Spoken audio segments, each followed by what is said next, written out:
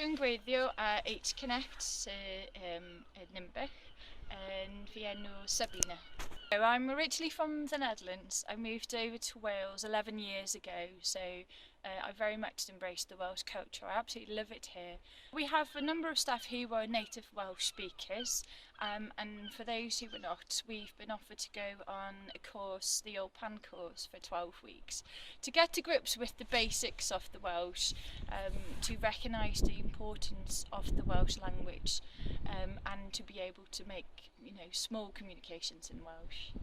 It is important for us to be able to build up a good rapport with people who feel in a vulnerable place, and you'd be surprised how much of a difference it makes if you can just speak a few words of someone's mother tongue.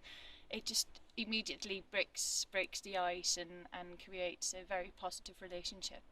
So we try to practice as much as we can in Welsh, but we find that the reception from clients that we work with is incredibly positive.